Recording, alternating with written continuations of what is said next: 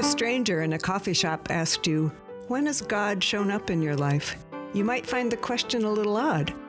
But if you paused, chances are you'd have a story to tell. At St. Mark's, we believe God is at work everywhere, and everyone has a God encounter story.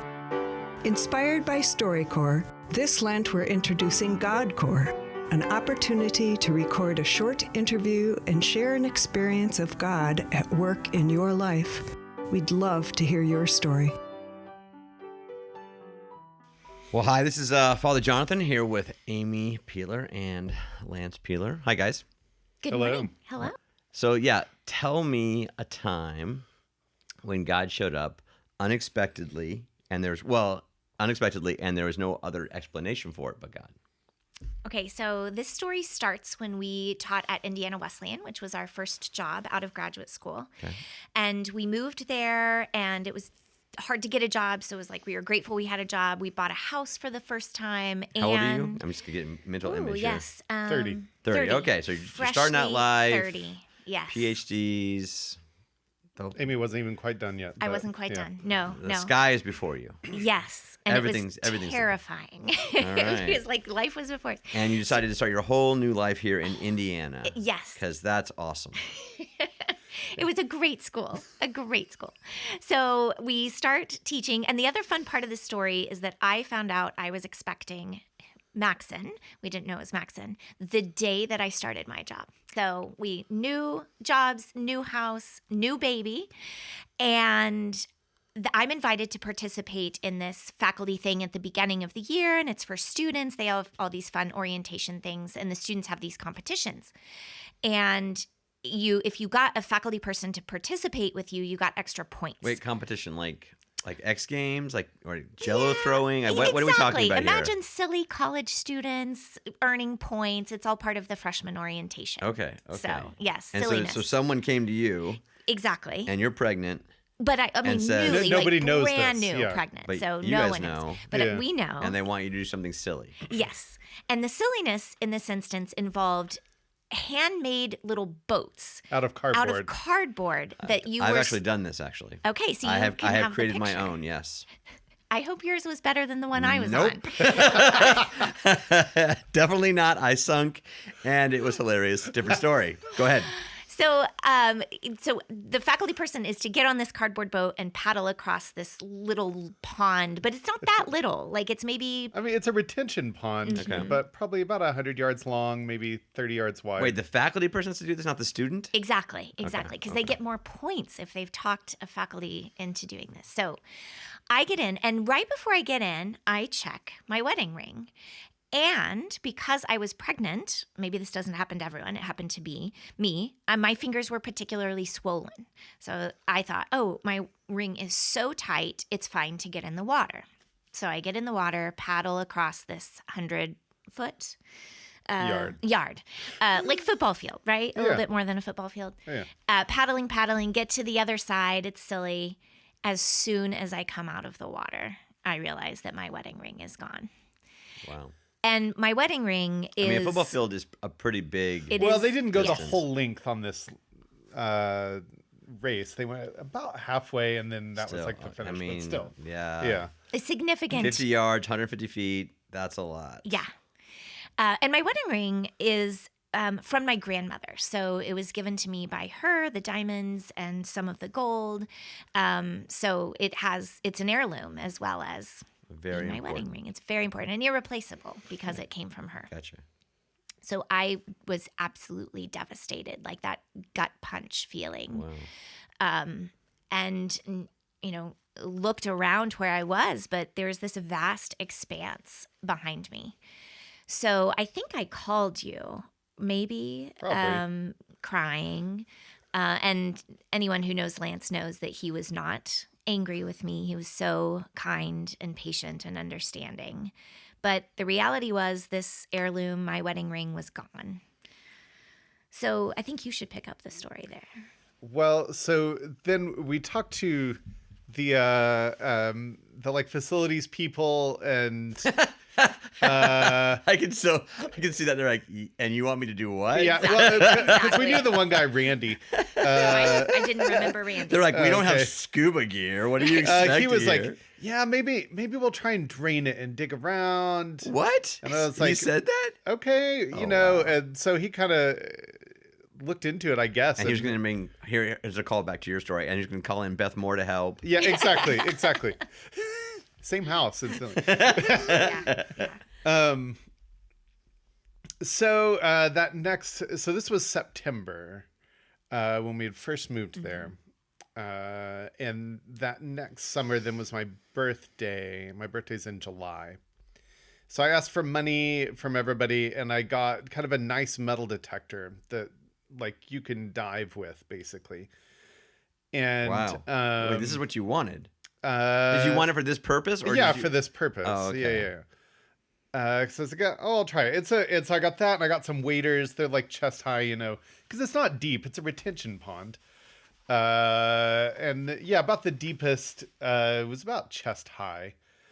So got it, went out, searched, I think 3 times that summer, and just nothing. I mean, I pulled a lot of like cans, and you know, I don't know if anybody's into metal detecting, but you know, modern metal detectors, like it'll differentiate.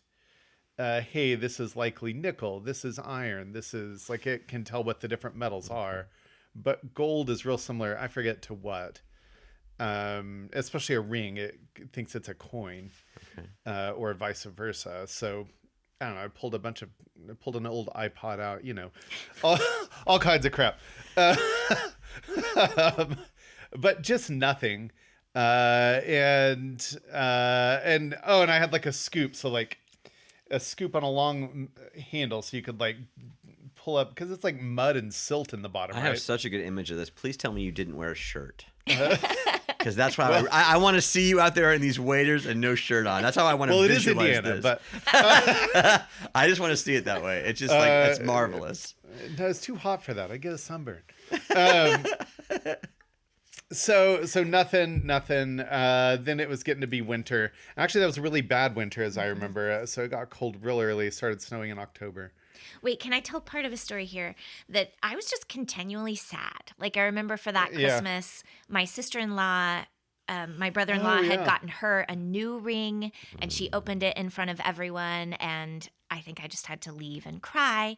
And we had Maxon's baby pictures taken, and for Kate, we had done the cute little picture where you put your rings on the baby's toes, and we couldn't do that for him. And so there were just like really everyday reminders of this loss for me. Okay.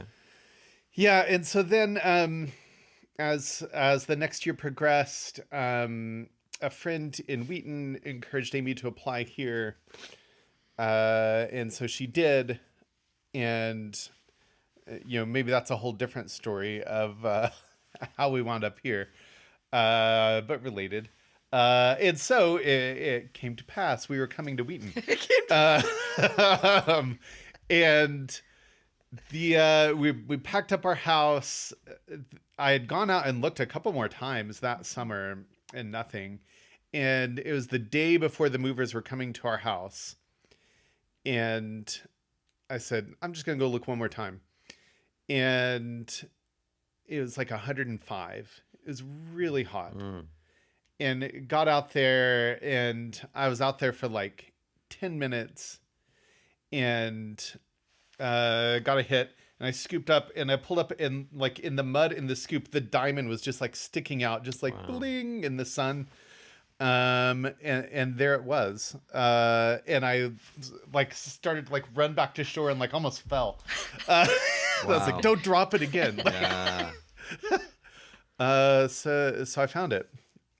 And maybe we should say by then we had become such good friends with our colleagues in the Honors College, and they were all praying. And one woman in particular was just this mighty prayer warrior. And it wasn't a prayer of like, this wasn't a necessity, but it was just, if God you so choose, might you give them this Wow. gift.